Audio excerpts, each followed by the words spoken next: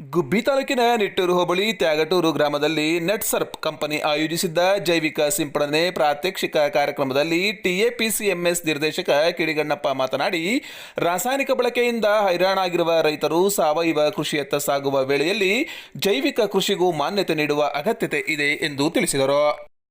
ನೆಟ್ಸರ್ಪ್ ಸಂಸ್ಥೆಯ ಪ್ರತಿನಿಧಿ ಸುಭಾಷ್ ಮಾತನಾಡಿ, ಇಂದಿನ ರೈತರು ಸಾಕಷ್ಟು ದುಬಾರಿ ಬೆಲೆಯ ಗೊಬ್ಬರ ಹಾಗೂ ರಾಸಾಯನಿಕ ಗೊಬ್ಬರಗಳನ್ನು ಬಳಕೆ ಮಾಡುವ ಮೂಲಕ ಸಮಸ್ಯೆಯನ್ನು ಅನುಭವಿಸುತ್ತಿದ್ದಾರೆ. ಅದನ್ನು ತಪ್ಪಿಸಲು ಈ ಕಾರ್ಯವನ್ನು ಮಾಡುವುದು ಒಳಿತು ಎಂದು ತಿಳಿಸಿದರು. ರೈತ ಏನು 4 ಸಮಸ್ಯೆಯನ್ನು ಫೇಸ್ ಮಾಡ್ತಾನೆ.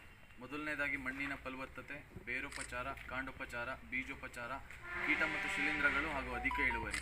ಈ ಒಬ್ಬ ರೈತ ಹೇಗೆ ವ್ಯವಸಾಯ ಮಾಡಿದ್ರು ಈ ಪದ್ಧತಿಗಳನ್ನೇ ಅನುಸರಿಸಿ ವ್ಯವಸಾಯ ಮಾಡಬೇಕೇ ಹೊರತು ಬೇರೆ ಪದ್ಧತಿಗಳಿಲ್ಲ. ಈ ಪದ್ಧತಿಗಳಲ್ಲಿ ಏನೇನು ಪ್ರಾಬ್ಲಮ್ಗಳನ್ನ ಫೇಸ್ ಮಾಡ್ತಾರೆ ಅದಕ್ಕೆ ಸೊಲ್ಯೂಷನ್ನ ಈ ನಮ್ಮ ಬಯೋಫಿಟ್ ಸಂಸ್ಥೆ 22 ವರ್ಷದಿಂದನೂ ಹಿಂದೆಯಿಂದನೂ ತುಂಬ ಚೆನ್ನಾಗಿ ಕೊಟ್ಟಿದ್ದಾರೆ.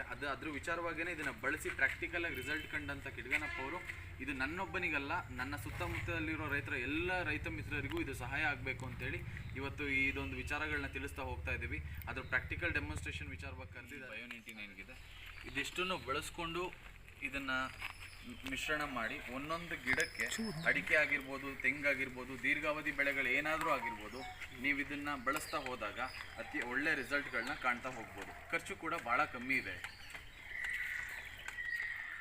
ಅತಿ ಹೆಚ್ಚು ಎರೆಹುಳು ಉತ್ಪಾದನೆ ಆಗಬೇಕು ಅಂದರೆ ನಾವು ಸಗಣಿ ಗೊಬ್ಬರ ಬಳಸಲೇಬೇಕಾಗುತ್ತೆ. ಏಕೆಂದರೆ ಎರೆಹುಳು ಅಟ್ರಾಕ್ಟ್ ಆಗೋದು ಒಂದೇ ಒಂದು ಗೊಬ್ಬರಕ್ಕೆ, ಅದು ಸಗಣಿ ಗೊಬ್ಬರಕ್ಕೆ.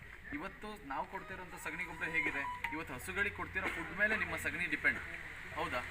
ಹಸುಗಳಿಗೆ ನಾವೇನು ಫುಡ್ ಕೊಡ್ತಾ ಇದೀವಿ ಆ ಫುಡ್ ಮೇಲೆ ಸಗಣಿ ಗೊಬ್ಬರ ಡಿಪೆಂಡ್ ಆಗಿರೋವಂಥದ್ದು. ಇವತ್ತು ನಮಗೆ ಸಿಗ್ತಿರೋಂಥ ಸಗಣಿ ಗೊಬ್ಬರದಲ್ಲಿ ಅಂಥ ಒಳ್ಳೆ ಸೂಕ್ಷ್ಮಗಳು ಇಲ್ವಲ್ಲ ಸರ್. ಮತ್ತು ಅದಿಲ್ಲ ಅಂದಮೇಲೆ ನನ್ನ ಭೂಮಿ ಹೇಗೆ ಫಲವತ್ತತೆ ಆಗುತ್ತೆ? ಸೊ ಅದ್ರ ವಿಚಾರವಾಗಿ ಸಂಸ್ಥೆ ಏನು ಮಾಡುತ್ತೆ, 1 ಲೀಟ್ರಿಗೆ 2 ml ಥರ 500 ಲೀಟ್ರಿಗೆ ಇದನ್ನು ಮಿಶ್ರಣ ಮಾಡ್ಬೋದು. 500 ಲೀಟ್ರಿಗೆ ಒಬ್ಬ ರೈತ ಇದನ್ನು 1 ಎಕರೆಗೆ ನೆನೆಸ್ಕೋಬೋದಾ, ಅರ್ಧ ಎಕರೆಗೆ ನೆನೆಸ್ಕೋಬೋದಾ, 1/4 ಎಕರೆಗೆ ನೆನೆಸ್ಕೋಬೋದಾ ಅನ್ನೋದು ರೈತನಿಗೆ ಬಿಟ್ಟಿದ್ದು. ವ್ಯವಸಾಯ ಅಡುಗೆ ರೀತಿ ಸರ್. ಉಪ್ಪು ಜಾಸ್ತಿ ಆದರೂ ಕಷ್ಟ, ಉಪ್ಪು ಕಮ್ಮಿ ಆದರೂ ಕಷ್ಟ. ಅದ ರೈತರುಗಳಿಗೆ ಗೊತ್ತಿರುತ್ತೆ. ಆಯಾ ಸಸ್ಯದ ಬಗ್ಗೆ ಆ ರೈತರುಗಳಿಗೆ ಇದಿಷ್ಟನ್ನು ಬಳಸ್ಕೊಂಡು ಇದನ್ನು ಮಿಶ್ರಣ ಮಾಡಿ ಒಂದೊಂದು ಗಿಡಕ್ಕೆ ಅಡಿಕೆ ಆಗಿರ್ಬೋದು, ತೆಂಗಾಗಿರ್ಬೋದು, ದೀರ್ಘಾವಧಿ ಬೆಳೆಗಳು ಏನಾದರೂ ಆಗಿರ್ಬೋದು, ನೀವು ಇದನ್ನು ಬಳಸ್ತಾ ಹೋದಾಗ ಅತಿ ಒಳ್ಳೆ ರಿಸಲ್ಟ್ಗಳನ್ನ ಕಾಣ್ತಾ ಹೋಗ್ಬೋದು. ಖರ್ಚು ಕೂಡ ಭಾಳ ಕಮ್ಮಿ ಇದೆ.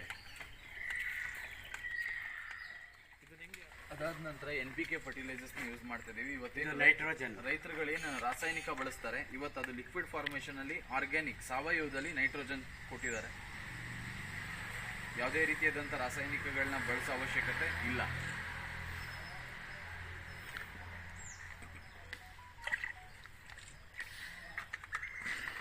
ಅದಾದ ನಂತರ ಫಾಸ್ಫರಸ್ ಕೊಟ್ಟಿದ್ದಾರೆ. ಇವತ್ತೇನು ನೀವು ರೈತರುಗಳು DAP 19 ಯೂರಿಯಾ ಅಂತ ಏನು ಗೊಬ್ಬರಗಳನ್ನ ತಗೊಬರ್ತೀರಾ, ಏನಮ್ಮ ಇಲ್ಲಿ ಅದನ್ನು ಲಿಕ್ವಿಡ್ ಫಾರ್ಮೇಷನಲ್ಲಿ ದ್ರವ ರೂಪದಲ್ಲಿ ಕೊಟ್ಟಿದ್ದಾರೆ. ಅದು ಕೂಡ ಸಾವಯವದಲ್ಲಿ. ಇದೇ ಸಂದರ್ಭದಲ್ಲಿ JDS ರಾಜ್ಯಾಧ್ಯಕ್ಷ ಚಂದನ್ ಗೌಡ, ದಿವಾಕರ್ ಸೇರಿದಂತೆ ಈ ಭಾಗದ ರೈತರುಗಳು ಆಗಮಿಸಿ ಕಾರ್ಯಕ್ರಮದ ಬಗ್ಗೆ ಹೆಚ್ಚಿನ ಮಾಹಿತಿಯನ್ನು ಪಡೆದುಕೊಂಡರು.